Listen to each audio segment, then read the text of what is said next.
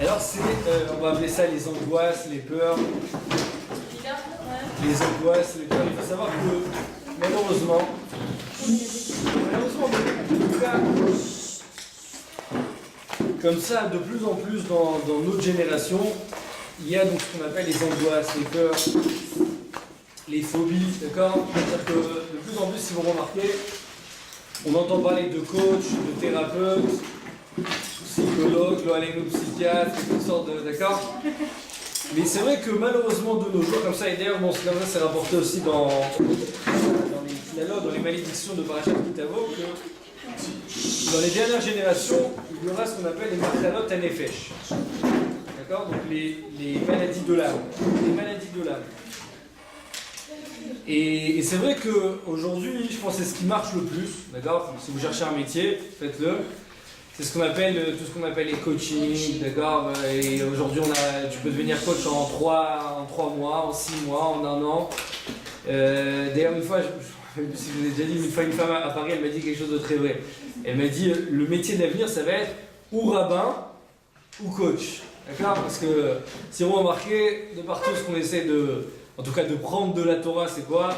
C'est du rizouk, d'accord? On a besoin d'avoir, je sais pas, d'être soutenu, d'être compris, d'être accompagné. Ok? Donc on a besoin de ça tout le temps. C'est-à-dire que généralement, d'accord, les gens malheureusement, avec, je sais pas, les problèmes de la vie, alors ils ont besoin constamment qu'on les soutienne, d'accord? Qu'on leur remonte le moral, qu'on les comprenne, d'accord? Tout le temps, c'est comme ça. Donc il y en a tout le temps, ils auront besoin de coach, et ainsi de suite, d'accord? On a tout le temps besoin de ça. C'est quoi la source de ça? Alors justement, Chazak ou Baruch, on va essayer de parler aujourd'hui. Bien sûr, entre nous, on pourrait parler de ce sujet, on pourrait faire ça, je pense, peut-être même si ça dit court tranquillement. Mais bien sûr, j'aime bien parler de pas mal de sujets, j'aime pas me limiter à un seul sujet. En tout cas, on va essayer de donner quelques Bezrat Hashem conseils pratiques. Et comme vous avez dit, d'où viennent donc les peurs? On va essayer de comprendre d'où viennent les peurs, les angoisses. Alors déjà, il faut savoir qu'on a deux sortes de peurs, 2 sortes d'angoisses. Je ne veux pas vous angoisser, hein. À la fin, je vais vous sortir avec le sourire. Hein. On a 2 sortes de peurs et d'angoisses, mais il faut savoir pourquoi je parle de ça, parce que vraiment ça touche tout le monde. Et Bezrat Hashem, comment faire pour s'en sortir? Facilement, tranquillement. On va essayer de voir ça ensemble. Donc déjà, premièrement, on a 2 sortes de peurs. Alors en ivrite, on les appelle pachad et charada. Alors, pachad, bon, c'est la peur, au sens propre du terme, et on a charada. C'est quoi charada? Avec un prêtre, charada? Hein? Charada avec un prêtre? Non, charada c'est avec un.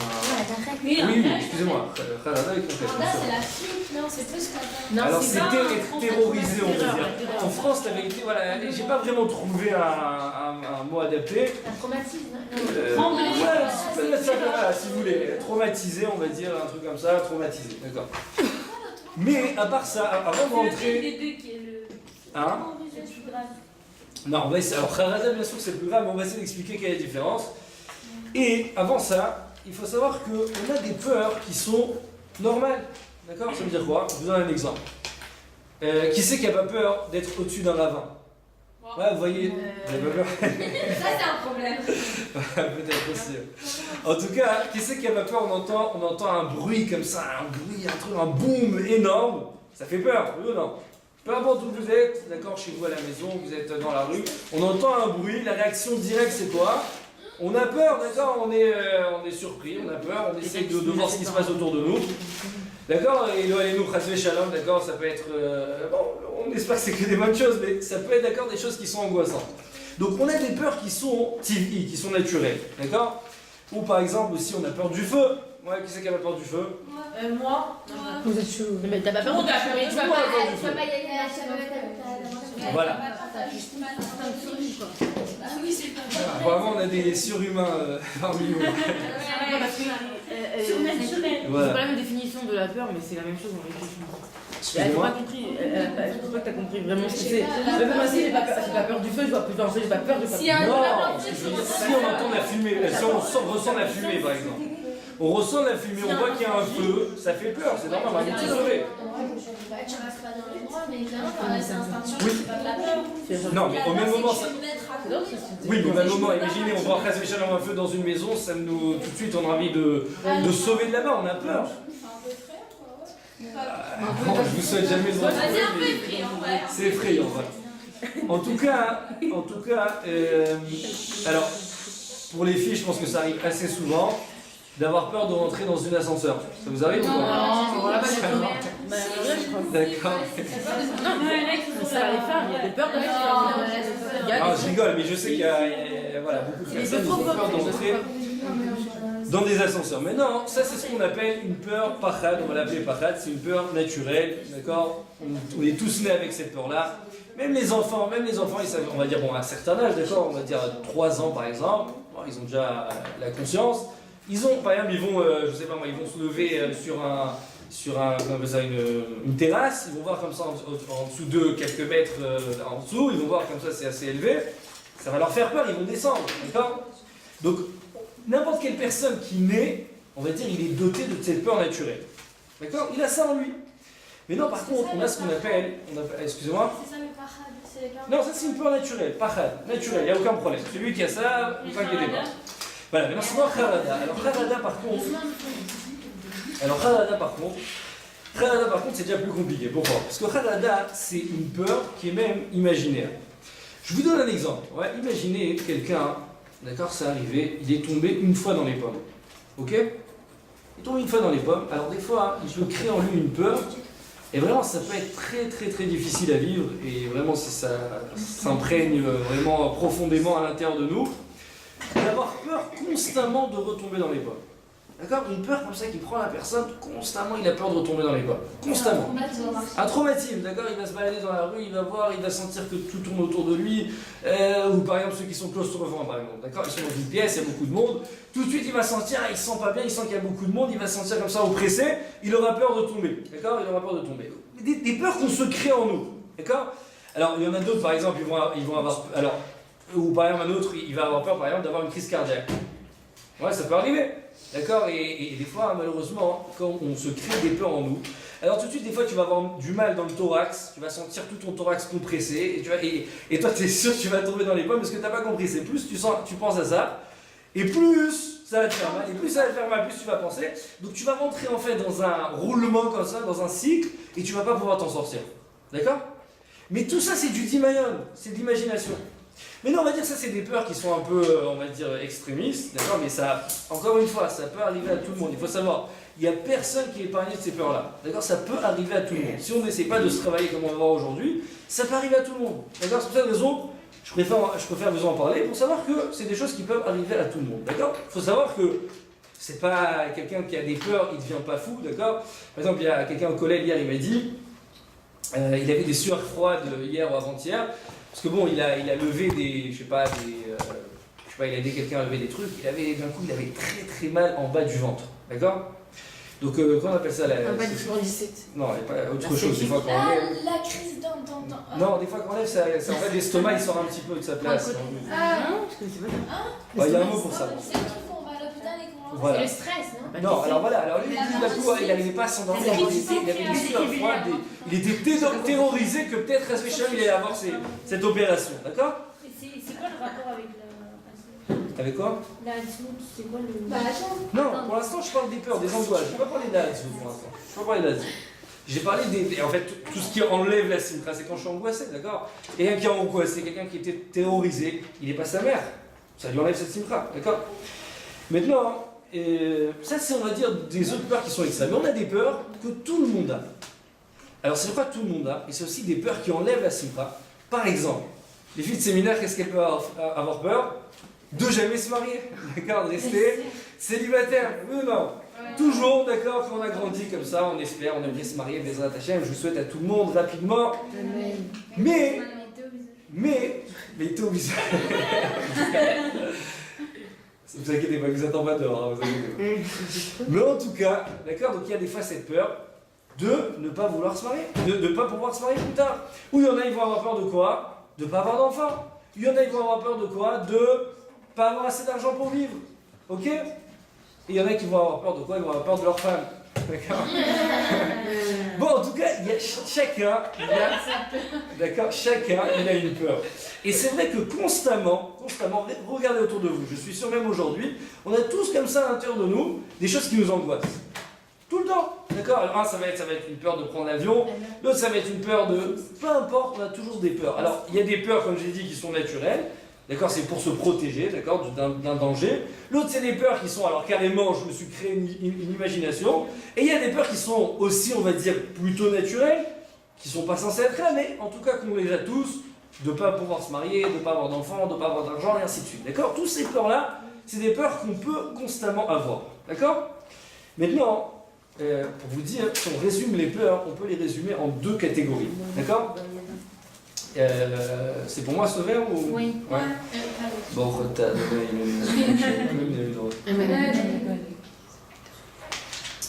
Donc, les peurs, on peut les résumer en 2 catégories. Alors la première, c'est qu'on on va dire comme ça, qu'on ne me prenne pas ce que j'ai déjà. Un exemple, tu es en bonne santé, tu as peur. Alors, pas un truc, une peur voilà, que je n'ai pas mentionné, c'est une peur vraiment que ça arrive, je pense à énormément de personnes, de tomber malade. Non? T'as pas peur de tomber malade? Tomber malade, ça nous, quelqu'un il entend que l'autre il a eu la maladie, je sais pas où, d'accord? Il suffit qu'il ait un petit mot de tête, tout de suite, voilà, exactement, hypochondriaque. Il y en a qui sont peur de tomber, genre d'avoir une grille, d'avoir un angine. Non, pas une commande, je parle des maladies graves. Non, je parle des maladies graves. Oui, genre des trucs très graves, comme mortels. Oui, mais de tomber malade, il y en a plus que d'autres. Mais en tout cas, ça arrive à énormément de personnes d'avoir peur. Et il y en a, ils le vivent mal, d'accord, de tomber malade. Alors moi, je donne une autre peur aussi, une autre angoisse, d'accord. Il y en a, ils sont angoissés, de la propreté. Il y en a, par exemple, ça va très loin. Ils n'arrivent pas à toucher les portes d'accord, pour ouvrir une porte, ils ont besoin de prendre une serviette, d'accord. Ils vont s'asseoir quelque part, ils ont besoin de tout nettoyer. Enfin, vous connaissez ça ou pas? Il y en a, tout le temps. D'accord, oui, ou manger dans une assiette ou dans un verre propre. En plastique. Non, alors, ils ont besoin du plastique, mais le verre normal, ils ne peuvent pas. Moi, je me rappelle, il y avait un bachor à la yeshiva, je me rappelle. Il y avait un bachor à la yeshiva. Alors, question de propreté, on va dire, lui-même, vestimentaire, vous pouvez laisser de côté. Il dormait habillé, d'accord? Mais par contre, il ne pouvait pas se permettre de boire dans un verre lavé. Il était obligé de boire dans un verre en plastique. Il pouvait pas. Il pouvait jeûner toute une journée s'il n'avait pas d'assiette en plastique ou un truc comme ça. Bon, encore une fois, on parle de folie, mais il y en a tout le temps. D'accord? Alors, comment essayer de se travailler sur tout ça? D'accord? Comment essayer de se travailler sur toutes ces peurs, toutes ces angoisses? Encore une fois, après toutes ces peurs, toutes ces angoisses, c'est quand il n'y a rien d'existant. Mais des fois, par exemple, quelqu'un il a un vrai problème, oui ou non? Il a un vrai problème de parnassa. Il a un vrai problème qu'il n'arrive pas à se marier, d'accord? Une fille, elle arrive à 28 ans, elle n'est toujours pas mariée, c'est pas facile, d'accord? Elle a déjà fait tous les séminaires, elle a déjà fait tous les travaux, elle a déjà rencontré tous les châtelagnants, elle est toujours pas mariée, c'est angoissant, oui ou non? Alors comment se travailler sur ça? Quelqu'un, par exemple, il est marié, ça fait déjà 8-10 ans, il n'a pas d'enfant. Ok? Donc toutes ces peurs, toutes ces angoisses, tous ces trucs, comment essayer de voir c'est quoi la racine de tous ces problèmes-là. Alors premièrement, comme je vous ai dit, la première catégorie de peur de ne pas me prendre ce que j'ai déjà. D'accord? J'ai des parents, j'ai de la famille, j'ai des amis, j'ai un séminaire, d'accord? J'ai tout ça. De ne pas me prendre ce que j'ai déjà. Non, tout ça, non. Les peurs en général, on peut les résumer dans 2 catégories. Premièrement, pas prendre ce que j'ai déjà. Par exemple, quelqu'un qui a peur du feu, on peut la faire rentrer dans cette catégorie. C'est-à-dire quoi? Pourquoi tu as peur du feu? Pourquoi tu te sauves quand il y a du feu? Tu as peur qu'on te prenne la vie. D'accord? Pourquoi tu as peur de tomber malade? Parce que tu as peur de mourir. D'accord? Pourquoi? Encore une fois, tu as peur qu'on te prenne ce que tu as déjà. D'accord? Deuxième chose, la deuxième catégorie, que j'ai peur de ne pas avoir ce que j'aimerais. De ne pas avoir ce que j'aimerais. J'aimerais me marier, j'aimerais avoir des enfants, j'aimerais avoir une bonne parnassa, j'aimerais avoir une belle maison, j'aimerais avoir une belle voiture. Tout ce que j'aimerais. Parce qu'on a déjà quand on s'évanouit, quand on est en bonne santé, tout ça. Oui, alors ça c'est la première. Les gens qui tombent dans les pommes, vous avez dit c'est la deuxième? Non, non. Alors attends, d'accord. Non, la première, ça veut dire quoi? J'ai peur de tomber dans les pommes, ça veut dire là je suis bien, j'ai peur qu'on m'enlève mon bien-être de maintenant. Alors vous avez dit dans le deuxième ou tout à l'heure? Non, pour l'instant, je n'ai pas parlé de ces 2 catégories. Maintenant, je les rends ces 2 catégories. J'ai dit tous les peurs. Au début, j'ai juste mentionné plusieurs sortes de peurs. Là, j'ai dit tous les peurs, on peut les mettre dans 2 catégories. Ou ce qu'on me prenne ce que j'ai déjà, ou de ne pas avoir ce que j'aimerais. D'accord? Maintenant, si on résume en 2 mots, d'accord, toutes les peurs dans une seule, vraiment en 2 mots, c'est un homme ou une femme, peu importe, il aime bien vivre. D'accord? C'est-à-dire quoi, aimer bien vivre, ça veut dire j'ai envie d'être heureux, d'être bien dans ma peau. C'est-à-dire, toutes les peurs, finalement, c'est pourquoi je les ai. C'est parce que j'ai peur de ne pas être bien dans ma peau. D'accord? C'est-à-dire que, pourquoi j'ai envie de me marier? Parce que je me dis, si je ne me marie pas, je ne serai pas bien. Pourquoi j'ai envie d'avoir des enfants? Parce que si je n'aurai pas d'enfants, je ne serai pas bien. Pourquoi j'ai envie d'avoir une bonne parnassa? Parce que si j'ai pas de bonne parnassa, je n'ai rien. D'accord? C'est un problème de mineur. Vadaï, c'est sûr. C'est quelle Vadaï. catégorie ça? Vadaï, c'est sûr. Alors, on va plus entrer ça dans les détails. Mais en tout cas, à chaque fois, un homme, il a envie de bien vivre sa vie. Donc, s'il a peur, c'est pourquoi? Parce qu'il pense que s'il n'a pas ça, ou si on lui prend ça, alors, il va pas bien vivre sa vie. Comme une fois, il y avait une. Je sais pas, peut-être vous la connaissez, mais bon, c'est une histoire, bon, c'est une blague, mais ça veut dire que vous la connaissez. Il y a une fois, un homme, il rentre dans un asile psychiatrique. Il passe dans une première chambre, et il entend comme ça un malade qui dit Rachel, Rachel. J'espère qu'il n'y a pas de Rachel. Hein. Il y a Rachel, elle dit qu'est-ce qu'il a? Qu'est-ce qui lui est arrivé? Elle dit bah la vérité, il voulait se marier avec une fille qui s'appelait Rachel. Elle voulait pas de lui. Elle a rejeté, voilà, il a atterri dans une asile psychiatrique. On ne ferait pas ça. Hein. Il continue la prochaine chambre, et là, il entend un deuxième malade qui continue à crier Rachel, Rachel. Il dit mais qu'est-ce qu'il a lui? Elle lui aussi, il a rencontré, il dit non, lui, il s'est marié avec elle. Et voilà ce qui est arrivé finalement. D'accord? Ça veut dire quoi? Ça veut dire qu'il y en a qui pensent que c'est bien pour eux, cette chose-là, mais une fois qu'ils l'ont, regarde ce que tu reçois sur la tête. Ça veut dire quoi? C'est qu'un homme, il ne sait pas ce qui vient pour lui. D'accord? On ne peut pas savoir ce qui vient pour nous. Toi, t'aimerais, d'accord, je sais pas moi, te marier avec ce barreau, d'accord? Mais qui t'a dit qu'il est bien pour toi? Qui a dit que ce barreau il est bien pour toi? Qui t'a dit? Que tu sais? Vous comprenez?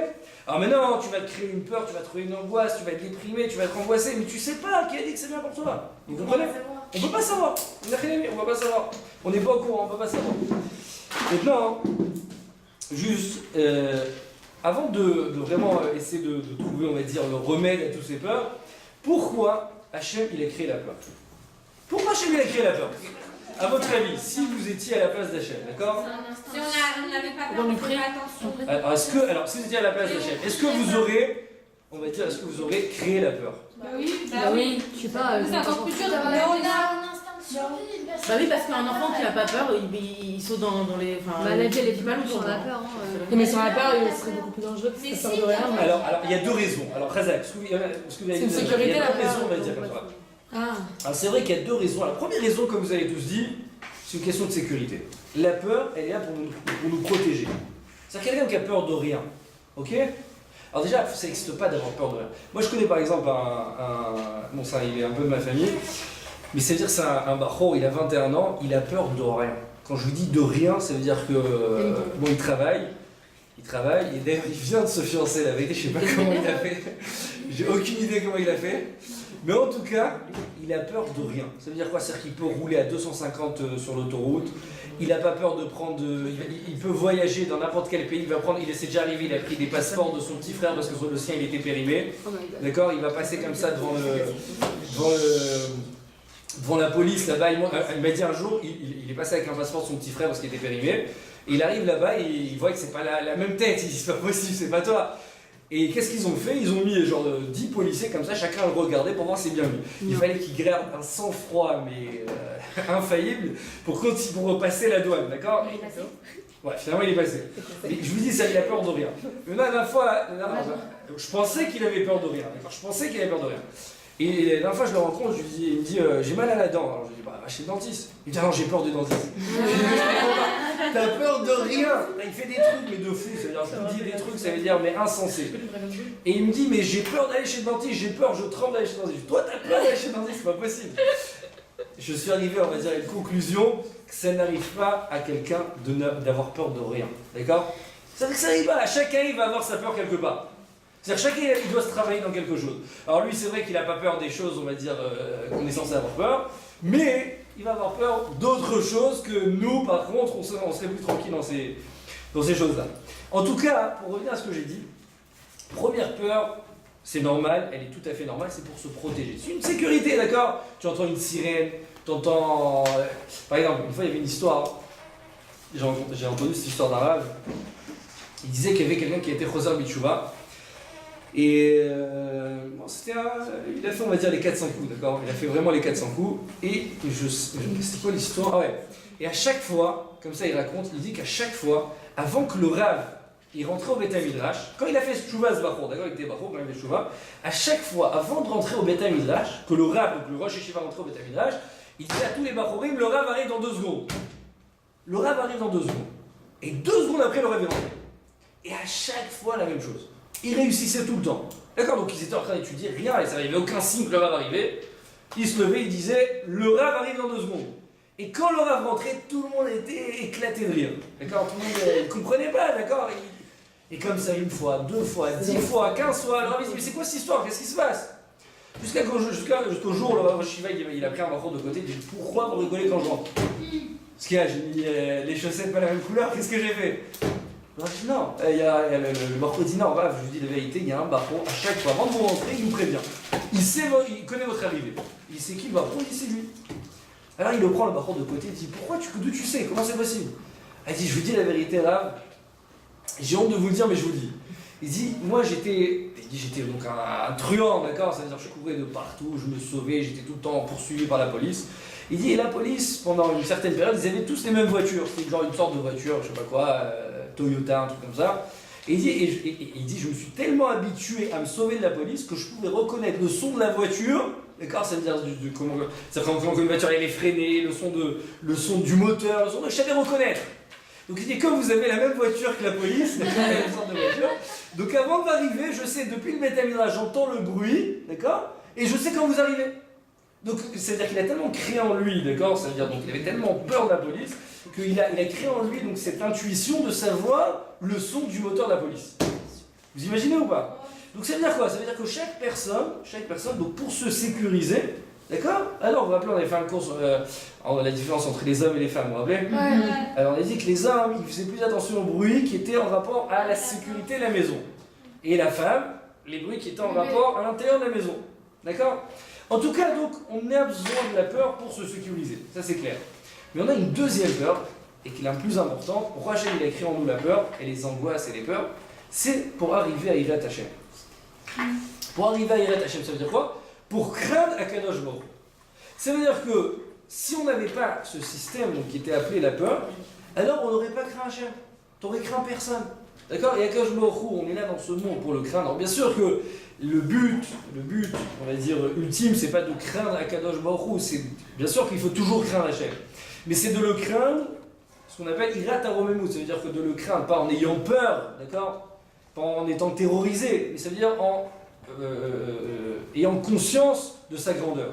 D'accord? Mais en tout cas, cette crainte, elle a été créée pour justement arriver à prendre conscience de la grandeur d'Akadosh Baruch Hu. D'accord? Maintenant, donc ça, c'est les deux peurs on va dire, qui sont essentielles. Et c'est pour cette raison que, obligatoirement, Hachem, il a eu besoin de créer ces peurs.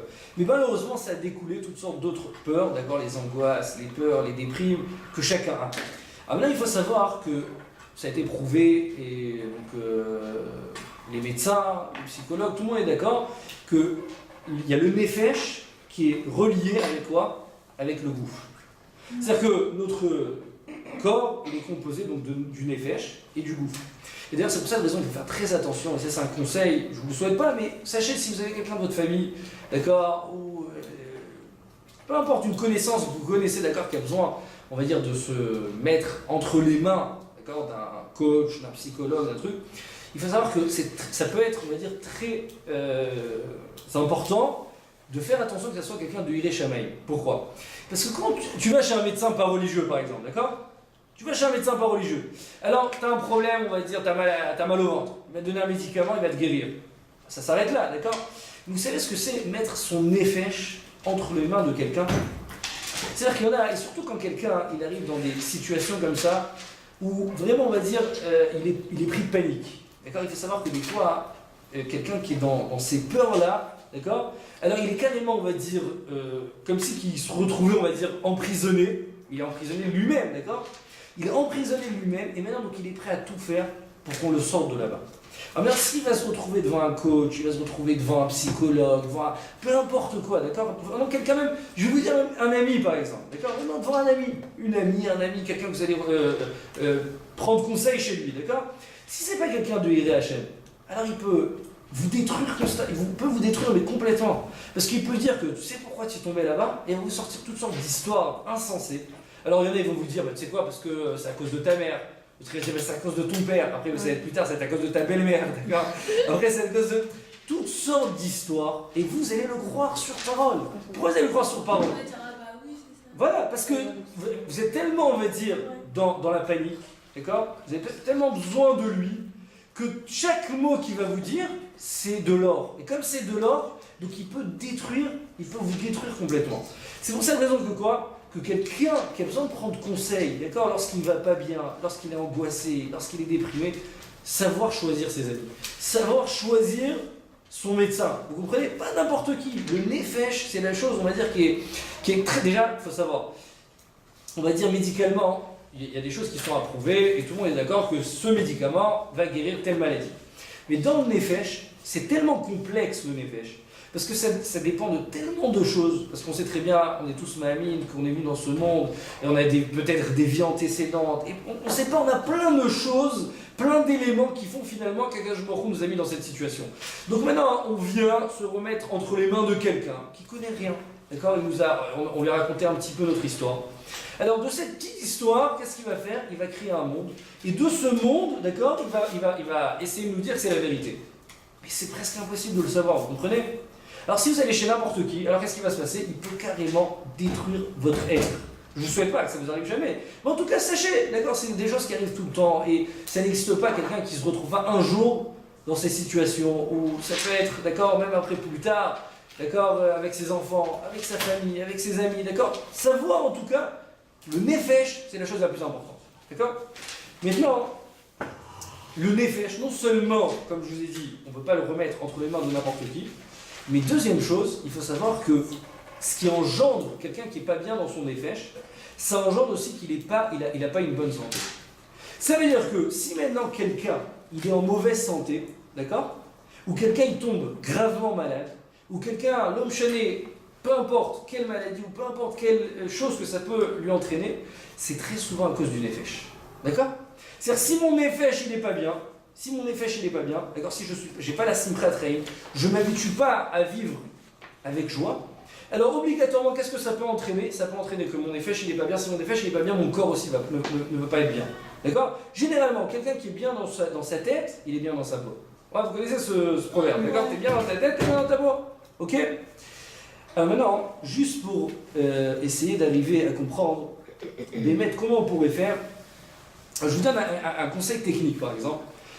On va dire que c'est un truc qui arrive à tout le monde, d'accord? Vous avez déjà passé votre permis ou pas? Non. Oui. Très bien. Alors pour le reste, donc ça vous servira, et même pour celle qui a déjà passé son permis, pensez très bien la veille du bac. Vous avez fait le bac, oui ou non? Ouais. Bon, je ne l'ai pas fait, mais je comprends aussi. La veille du bac, d'accord, vous avez réussi à dormir la veille du bac ou pas? Oui, très bien. Très bien. Ça dépend lesquels. Bon, en tout cas, il y a des examens, d'accord? Il y a des examens. Ok, peu importe, un examen ou un truc qu'on a besoin de passer la première fois, on est ultra angoissé. Et justement, de l'angoisse, on risque de rater l'examen. Vous connaissez ça ou pas? Et des fois, on se dit, plus on te dit ne t'angoisse pas, plus tu t'angoisses, et plus tu t'angoisses, plus tu vas rater l'examen. Donc qu'est-ce que tu as gagné? Vous comprenez ce que je veux dire ou pas? Maintenant, comment faire? Ah, alors voilà, comment faire pour arriver, par exemple, le jour du permis? Alors, vous voulez passer votre permis, oui ou non? Ouais. Pas tout le monde qui a dit ouais. Oui, bien sûr. Bon, vous inquiétez pas, j'ai pas de moniteur qui passe le permis. Mais en tout cas, celui qui veut passer son permis, d'accord? Donc on sait très bien que la veille, généralement du test, d'accord, donc de l'examen, on est ultra angoissé. On arrive le jour et justement à cause de nos angoisses, on risque de rater le permis. Alors comment faire pour, à chaque fois, la veille d'un examen, la veille d'un truc, pour éviter d'être angoissé? D'accord? Éviter d'être angoissé. Ou on va aller même plus loin par le conseil que je vais vous donner, mais ça veut dire, ou par exemple, ne pas avoir peur de tomber malade. Pas avoir peur de tomber malade. Alors, comme vous avez dit, il y a ce qu'on appelle hypochondriaque, d'accord? Là, ils ont peur de tomber malade sur n'importe quoi, d'accord? Mais comme une histoire sympathique, il y avait une fois, il y avait écrit dans une pharmacie, il est écrit comme ça. Si on te trouve la guérison, d'accord? Tu reçois 50 shekels. Excusez-moi, tu payes 50 shekels. D'accord? Ça veut dire que c'est écrit une grande pancarte avant d'entrer dans la pharmacie. Si on arrive à te guérir, tu dois payer 50 shekels. Mais par contre, si on ne te guérit pas, on te doit 100 shekels. On te paye 100 shekels. Ok? Il y en a, il dit, ah, je vais me faire de l'oseille aujourd'hui, je vais rentrer dans cette pharmacie. Il va dans cette pharmacie et il fait genre, il fait le malade imaginaire, d'accord? Qu'est-ce qu'il fait? Il rentre dans la pharmacie, il dit, ah, aujourd'hui, j'ai plus mon palais, je ressens rien, d'accord? Je ressens rien. Alors le pharmacien dit, bah, pas de problème, on va vous passer une petite bouteille à boire, vous la connaissez ou pas? Non. Une petite bouteille à boire, vous allez la boire, vous allez guérir direct. Il boit la petite bouteille, il commence à boire, il dit, oh, c'est dégueulasse, c'est quoi ça?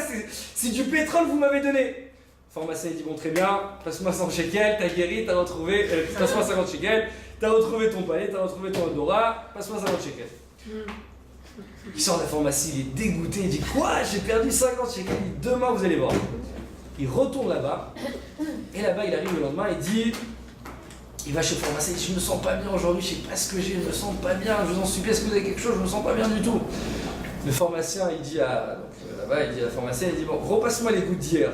Il dit, non, c'est bon, je me sens très très bien, c'est bon, j'ai pas envie d'encore revoir ce pétrole, c'est bon. Il dit, bon, tu vas très bien, passe-moi 50 shekels. Il repasse 50 shekels. Il ressort de la pharmacie, il a déjà perdu 100 shekels. Il dit, bon, attends, ça peut pas se faire, 100 shekels, j'ai perdu en 2 fois, il dit, je suis obligé de les faire, je vais retourner dans la pharmacie. Il retourne dans la pharmacie le 3e jour, et là il rentre comme ça, il dit, je vois plus rien, j'ai perdu la vue, je vois plus rien, comment je peux faire pour retrouver la vue? Alors le pharmacien dit la vérité, pour retrouver la vue, on n'a aucun remède. Il dit, tenez 100 shekels.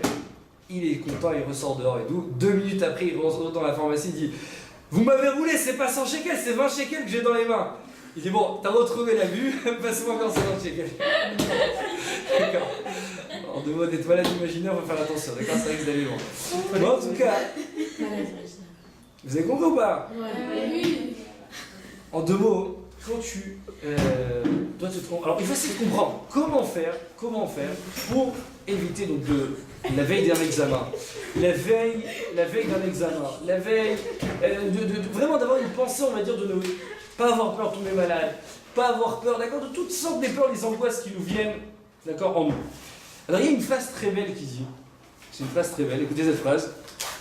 Cette phrase, j'ai entendu du Rav Zamir Cohen. Il dit comme ça. Alors, laissez-moi la revoir dans les mots que je vous ai dit exactement. Une seconde. Il est en hébreu, mais je vous la traduire. Bon, elle est facile, de toute façon, vous allez comprendre. Je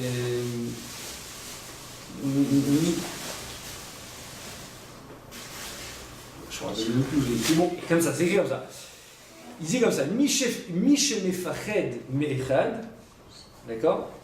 Lo mefached me'af echad. Vous avez compris ou pas? Mi chez Mefached Me'echad, Lo Mefached Me'af Echad.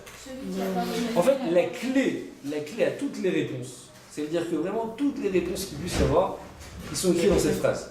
On va essayer un peu plus de l'élaborer, mais vous allez voir, tout est écrit dans cette phrase. Celui qui a peur, donc de 1, on parle d'Hachem, exactement, Mi chez Mefached Me'echad, Lo Mefached Me'af Echad. Il n'a plus peur de personne. Alors ça veut dire quoi? Je vous donne un exemple. Voilà, alors je vous donne un exemple. Je vous donne un exemple très simple. On va prendre l'exemple de l'examen. On va prendre l'exemple d'examen. Pourquoi généralement on a peur avant un examen? On a angoissé de ne pas l'avoir. On a angoissé de ne pas l'avoir, exactement. Ça veut dire quoi? Non mais, on va dire ça veut dire quoi? Pourquoi je suis angoissé de faire cet examen et de ne pas le réussir? Pourquoi? Si on analyse un peu plus notre angoisse, parce qu'en fait, je pense, à l'intérieur de moi, je pense que ça dépend de ma réussite personnelle. Je pense que cet examen, pourquoi je vais le réussir, ça dépend de moi. Oui ou non? C'est bien pourquoi j'ai peur de ne pas réussir, parce que je me dis, est-ce que moi, je parle de moi, de ma personne, d'accord? Est-ce que je vais être à la hauteur de le faire ou je ne vais pas être à la hauteur de le faire? Donc en 2 mots, d'accord? Pourquoi j'ai peur? Pourquoi je suis angoissé? Parce que j'ai peur que moi, je ne vais pas réussir à le faire. Mais on ne mêle pas Dieu. Exactement, ça veut dire quoi? C'est-à-dire que constamment, en fait, si on réfléchit bien, À chaque fois, il faut savoir qu'à chaque fois qu'on a angoissé, c'est parce qu'on retourne le problème sur notre personne. D'accord? Sur notre être. Mais si maintenant, tu t'habitues à savoir que quoi?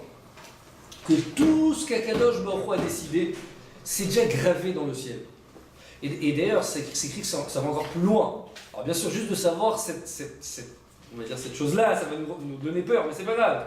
C'est écrit que, comme ça le poète il écrit, il dit que des fois, Akadosh Baruch Hu n'est pas censé t'amener, le Halénou, à un malheur ou quelque chose de négatif. Mais le fait d'y penser, d'avoir peur, qu'est-ce que ça va faire? Ça va engendrer qu'Hachem va te donner cette peur. Va te donner véritablement cette chose-là. Donc ça veut dire qu'en fait, tu rentres dans un cycle, d'accord? Tu te dis, mais si j'ai peur, alors quoi, finalement, je vais peut-être l'avoir. Ah, mais j'ai peur. Alors comment je fais? Vous comprenez? Parce qu'en fait, si on réfléchit, pourquoi j'ai peur? J'ai peur parce que je me dis, ça dépend de moi. C'est moi la réussite. La réussite, elle est entre mes mains. C'est moi qui vais décider est-ce que je vais réussir ou ne pas réussir. Mais si maintenant, moi, je m'habitue constamment à vivre ma vie, d'accord? Que tout est décidé de là-haut. C'est-à-dire, si je vais réussir cet examen, c'est Hachem qui l'aura décidé. Si maintenant je vais avoir mon permis, c'est Hachem qui va décider. Si je vais me marier, c'est Hachem qui va décider. Alors j'ai pas dit qu'il faut pas prier, j'ai pas dit qu'il faut truc. Bien sûr qu'on a une part d'Ishtadout à faire. Mais en 2 mots, ça veut dire quoi? Ne pas penser que ça dépend de moi. Entièrement, quoi. Non, même pas entièrement. Non, ça dépend pas de la Ishtadout. Bien sûr, ça dépend pas de l'Ishtadout, c'est juste pour montrer que j'ai fait quelque chose. Mais il faut savoir que ça dépend en rien de moi. Alors dans ce En rien. on fait de la Ishtadout. Alors l'Ishtadout, en fait, c'est... J'ai rien fait, je dis je me mange les Non, parce qu'il y a écrit En somme prime à la messe. En somme prime à la messe. On n'a pas le droit de se reposer sur le miracle. C'est pas un as. Si je fais rien, ça c'est un miracle. La Ishtadout, elle n'est pas complémentaire à la Emouna. La Ishtadout, elle n'est pas complémentaire à la Emouna. C'est-à-dire que plus la Emouna elle est importante, la Ishtadout. Bien sûr, exactement, voilà. Plus la Emouna elle est grande, moins j'ai besoin de faire l'Ishtadout. Même la petite Ishtadout, c'est une chouva, c'est-à-dire on fait la Ishtadout parce qu'Hachem il a Allez, le Chazonich il dit quelque chose de très profond et de magnifique. Je vous pose une question, Bezrat Hachem, vous serez en Shidour, d'accord? Alors en général, une fille qui veut être en Shidour, alors qu'est-ce qu'elle fait? Elle essaie d'être toujours sur son 31, d'accord, dans n'importe quel mariage, d'accord, de mettre les plus belles robes, que tout le monde la regarde, et comme ça, donc tout le monde va avoir dans son listing, il y a cette fille qui veut se marier. Oui ou non? On est d'accord? Alors là, je vous pose une question, à votre avis, c'est quoi la plus grande part d'Ishtadout? Est-ce qu'on va dire, qu'est-ce qui appelait vraiment la Ishtadout? Si on peut appeler ça comme ça. Est-ce que c'est le fait maintenant de me montrer, d'accord, de faire savoir que je veux me marier, de parler autour de moi, ok, ou de prier? Qu'est-ce qui est la plus grande Ishtadout? Alors le Chazonich dit que la plus grande... Non, comme ça le Chazonich dit. Il dit ce qui est appelé la vraie Ishtadout, c'est quoi? C'est la prière. Bah oui. La vraie Ishtadout, c'est la prière. Je peux vous dire qu'en général, quelqu'un qui cherche un travail, il va 90% de son temps chercher son travail, peut-être 2% de son temps prier. Le Chazonich dit ça aurait dû être l'inverse. Tu dois prier 90% et 2% toquer à 2 portes que tu t'es demandeur de travail. Mais en 2 mots, ça veut dire que la Ishtadout, c'est quoi? C'est très infime. Ça dépend pas de toi. C'est quoi la prière? La prière, c'est tu montes à Hachem, c'est toi qui me donnes en fait. Vous comprenez? Donc ça veut dire qu'en fait. Mais la fila, c'est pas la Emouna en fait. Bien sûr, c'est travailler sur sa vie. Ah, la Ishtadout. Non, mais c'est-à-dire que ça fait partie de l'Ishtadout parce que quelqu'un qui prie, qui fait du Ishtadout, je Mais il y prie. a aussi une Ishtadout Alors c'est ce que je dis, le Chazonich dit que la Ishtadout physique, on va dire, c'est une Ishtadout qui est infime par rapport à la prière. La vraie Ishtadout, c'est quoi? C'est la prière. La vraie Ishtadout, c'est quand tu pries. Le reste, c'est quoi? C'est juste bon parce que tu as besoin de montrer que tu fais une action. Mais c'est rien. Le vrai, c'est le véritable Ishtadout, c'est quand tu pries. Vous comprenez? Maintenant, pour vous dire comme ça, quand j'ai peur de quelque chose, d'accord? Pourquoi j'ai peur? On va dire quelqu'un, il est hypocondriaque, il a peur de tomber malade, ok? Pourquoi il a peur finalement? Parce qu'il pense que sa vie est dépendante de lui. D'accord? Hachem, par exemple, il fait tomber malade quelqu'un qu'il connaît. D'accord? Donc lui, il est sûr que quoi? Il est sûr que cette personne que je connais, d'accord? Donc il a eu cette maladie. Alors il est sûr que quoi? Que cette maladie aussi va lui être affectée. C'est-à-dire qu'en 2 mots, il pense à l'intérieur de lui, qu'est-ce qu'il pense au même moment? Que c'est lui qui gère son monde, c'est lui qui gère sa vie. Mais si maintenant tu as conscience que Hachem, c'est lui qui fait tout, si lui il a décidé s'il a décidé que l'autre doit être malade et pas toi, alors pourquoi avoir peur d'être malade? Vous comprenez ce que je veux dire? Pourquoi avoir peur d'être malade? Si tu sais, tu as conscience que tout vient d'Hachem, et tu as conscience que tout ce qu'Hachem fait... Je peux avoir peur d'être malade, je peux avoir peur de... Je veux dire, si on a mal, Oui, on tu peut peux avoir avoir, peur mais d'avoir parfois, mal.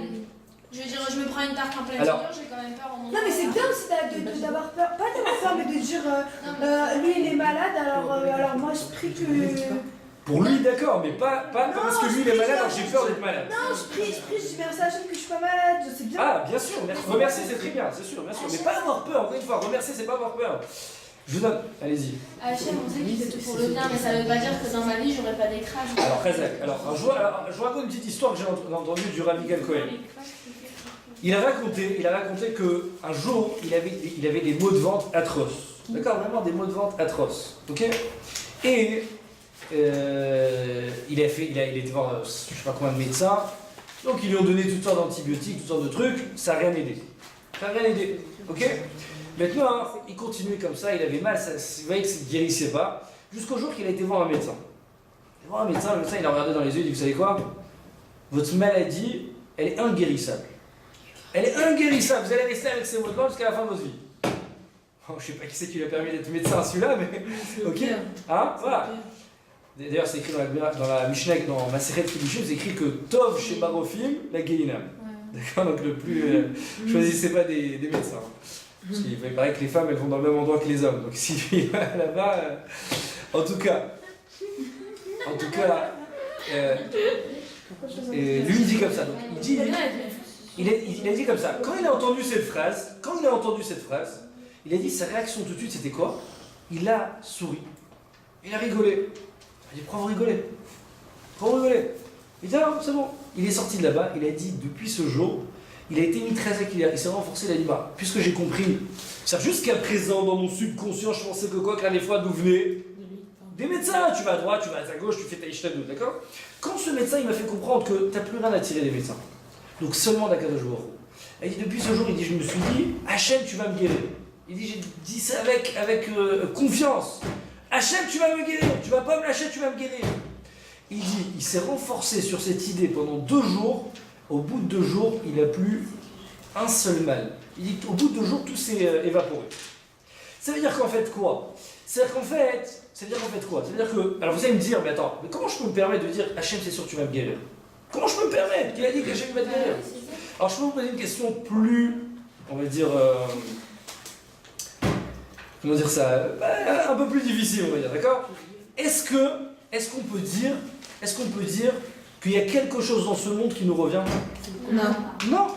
Est-ce que tu peux te permettre de dire à Hachem, laisse-moi la santé? Est-ce que tu peux te permettre, est-ce que ça me revient d'être en bonne santé? Est-ce que ça me revient, d'accord, d'avoir de la famille? Est-ce que ça me revient? Mais ça me revient pas non plus d'être malade, je peux pas dire ça. D'accord. Alors quand moi je demande à Hachem, je veux que tu me guéris, c'est qu'en fait il faut savoir qu'on se trouve dans ce monde, dans tout ce qui est Midat HaChesed, dans tout ce qui est l'Ifim Mishurat Hadin. Donc quand tu dis à Hachem, tu me donnes la santé, c'est pas que maintenant tu vas demander quelque chose qui te revient pas, parce que de toute manière rien ne te revient. Vous comprenez? Donc à chaque fois que je vais demander à Hachem, c'est quoi? C'est faut savoir qu'Hachem il t'aime, Hachem il est avec toi. Hachem, c'est pas qu'il a envie de te faire du mal, il a envie que tu aies confiance en lui. Vous comprenez ce que je veux dire ou pas? Si maintenant toi tu as confiance en Akadosh Baruch Hu, c'est quoi ta confiance en Hachem? C'est pas maintenant tu vas, encore une fois, il y en a ils se disent ouais j'ai confiance en Hachem, mais à l'intérieur d'eux ils se disent bon, mais finalement il y a le professeur là-bas qui va me guérir.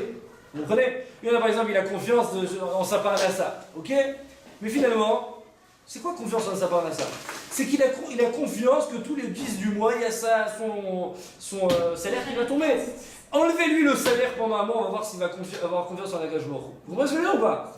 Tout ça, c'est du pipeau. Quand tu te retrouves dans Bishat c'est ça, quand tu te retrouves au moment où tu es éprouvé, est-ce que tu as vraiment confiance en Akadosh Baruch Hu? Donc il faut savoir que quoi? Exactement, c'est vrai que toutes les peurs, toutes les angoisses qu'on a, finalement, c'est qu'on pense que notre vie, c'est nous qui la gérons. Ça veut dire que si maintenant tu as peur de ne pas te marier, pourquoi tu as peur de ne pas te marier? Parce que tu as peur en fait que quoi? Que tu t'es pas assez montré. Tu as peur que tu n'as pas fait Sédishtalout. Tu as peur que quoi? Hein? J'ai peur qu'Hachem il veut pas que mais il faut savoir que Hachem, il est censé c'est pour tout le bien, te donner mais si c'est tu pas veux. c'est d'accord. Est-ce que c'est pour le bien que c'est pas pour autant difficile? Mais encore une fois, il faut savoir comme ça. Que Ça va pas être pour mon bien d'avoir la pire crasse du monde, et bah sur le non, coup, je suis très vous posez une bonne question. Mais il faut savoir que ce qui empêche de recevoir la délivrance, c'est ma personne même. C'est pas Hachem qui empêche, c'est pas Hachem qui ne veut pas me la donner. C'est si moi je pense qu'Hachem ne va pas me la donner, alors je l'aurai pas. C'est-à-dire d'avoir peur, c'est comme je vous ai dit. Qu'est-ce qu'il dit le Pléioët? Le Pléioët il dit, puisque tu as peur, tu es angoissé, alors Hachem dit, tu as peur, c'est quoi ta peur? Tu penses que c'est toi qui vas avoir cette chose-là. Alors je te donne ce que tu crains. Tu comprends? C'est-à-dire tu crains de tomber malade, je vais te donner la maladie. Tu crains de ne pas te marier, je vais faire en sorte que tu ne vas pas te marier. Du coup, Hachem, il change ce qui est décidé en haut. Hein? Du coup, Hachem, il change ce qui Bien est sûr, décidé en haut. bien sûr qu'il change ce qui est, bien sûr. C'est Bien sûr. Il y avait une histoire, je sais. Tout dépend de la place qu'on dit. Exactement ça. Bien sûr, encore une fois, c'est un sujet qui est très vaste. On peut pas. Je vous ai donné juste quelques éléments, d'accord, pour savoir que les peurs, d'accord, ce qui est nefesh, ce qui est les peurs, ce qui est les angoisses, tout en fait dépend de la Emouna. C'est-à-dire que si moi j'enlève mon moi, je le laisse de côté, alors c'est sûr que finalement, je mets, comme je l'ai dit, celui qui est Mefahed Me'echad, j'ai peur d'Hachem, que d'Hachem, de personne d'autre. Alors je n'ai plus peur de personne. J'ai plus peur de personne, j'ai peur que d'Hachem, vous comprenez? Si quelqu'un constamment il a en tête qu'il n'y a qu'Hachem qui décide tout, et tout ce qu'Hachem me donne c'est pour le bien, et rien ne peut m'arriver sans qu'Hachem ait décidé. Rien ne peut m'arriver sans qu'Hachem ait décidé. Et Hachem ne me donne rien si je n'ai pas les kochot, si je n'ai pas la force de... Ça dépend comment on subit la difficulté. Si la difficulté pour nous c'est une souffrance, alors que on va mal apprendre. Si la difficulté c'est de grandir le on va bien le prendre, on sera moins heureux par la D'accord. Alors juste pour vous résumer, j'ai entendu une belle histoire. J'ai entendu une belle histoire, il y a un rave, je ne sais pas c'est lequel, d'accord, je ne sais pas c'est qui ce rave, mais en tout cas, j'ai entendu d'un autre rave qui a raconté sur ce rave. C'est un rave, un très grand rave qui sait lire dans les poèmes des mains, d'accord, et il sait vous dire exactement, d'accord, qu'est-ce que vous êtes censé réparer dans ce monde, toutes sortes de choses, d'accord. Mais apparemment c'est un vrai rave, d'accord, c'est pas un baba au rhum, c'est pas, d'accord, c'est un vrai rave, ok. Maintenant, il y a une période dans l'année où comme ça Rabbi Biderman, Eliminer Biderman, il raconte sur ce rave, il dit qu'il y a une période dans l'année où ce rave ne fait pas Kabbalat Kal, il reçoit personne. Quand est-ce que c'est cette période dans l'année? Il dit c'est entre Rosh Hashanah et Kippour. Alors pourquoi? Parce que regardez ce qu'il dit, c'est impressionnant. Parce qu'il dit qu'il ne peut pas arriver à lire dans les pommes des mains. Parce que comme c'est une période que chaque petite action que tu fais, ça change. Alors ça change, il dit les traits à l'intérieur de tes mains, chaque seconde, ils changent. Donc je vais te donner une information, tu vas sortir de la pièce, tout de suite ça va changer. Donc ça sert à rien ce que je te dis. Vous comprenez? Donc pendant cette période, il disait ça sert à rien de faire Kabbalat Kal, ça sert à rien de recevoir personne, puisque tout ce que je vais vous dire, ça ne sert plus à rien. Hein? Ce qu'on peut faire souvent. Bien sûr, parce que cette période elle est tellement propice à la Yeshua que chaque petite chose que tu vas faire, ça va changer ton mazal. En deux mots, qu'est-ce que je suis la vérité, bon, je n'ai même pas commencé le cours vraiment, mais c'est-à-dire en deux mots, ce qu'il faut essayer de savoir c'est quoi? C'est qu'Hachem, lui, il n'a pas de problème de te donner la santé. Il n'a pas de problème de te donner un mari, de te donner des enfants, de te donner la parnassa, de tout te donner. La question, c'est comment tu crées ta relation avec Hachem. Est-ce que tu penses que c'est toi qui es maître de ce monde? Est-ce que tu penses que c'est toi qui vas décider quelque chose dans ce monde? Parce que c'est dépendamment de toi. Est-ce que tu vas te marier? D'accord? Parce que plus tu vas appeler des chatragneux, alors tu vas te marier, plus tu vas, je sais pas moi, essayer de postuler, et à ce moment-là tu vas avoir une bonne parnassa. Est-ce que toutes ces choses-là sont dépendantes de toi? Vous comprenez? Des histoires comme ça, je peux vous raconter des milliards d'histoires, vraiment, c'est-à-dire surtout quand on fait un verre, la vérité. Surtout quand on fait un verre, on se rend compte que vraiment la parnassa, c'est d'Akadosh Baruch. C'est un truc de fou, c'est un millénaire, je vous en raconterai, j'ai pas le temps, mais en tout cas, des histoires de fous à ne plus en finir. Et chacun peut vous en raconter des dizaines et des dizaines d'histoires comme ça. Pourquoi? Juste pour vous dire, la semaine dernière, Baruch Hashem, on va dire, c'est vrai que je suis un vrai, mais bon, Baruch Hashem, je fais pas mal de trucs, on va dire, à côté. Mais c'est pas facile, parce que bon, c'est normal, t'as une famille, t'as des enfants, et même quelqu'un qui travaille, c'est pas facile, d'accord? Pour vous dire, la semaine dernière, il y a quelqu'un qui m'appelle, j'étais en train de faire les courses au car rapport. Il m'appelle, il me dit j'ai une enveloppe à te remettre et tout. Il vient jusqu'à chez moi pour remettre une enveloppe. Il est peut-être dans cette enveloppe, il y a peut-être 2000 €, un truc comme ça. Il me dit tiens, c'est du Maaser. Et puis, inattendu, ça veut dire quel rapport tu m'appelles comme ça. Il vient jusqu'à chez moi. Il me dit dis-moi où tu es. Je lui dis je suis en train de faire les courses. Il me dit quel magasin? Il dit viens là, je te donne. Vous comprenez ce que je veux dire ou pas? C'est-à-dire, je parle d'une histoire personnelle, mais alors, il y en a des milliards comme ça. Mais encore une fois, il faut savoir, Hachem, il peut tout te donner. Il peut tout te donner, il n'a pas de problème, vous comprenez?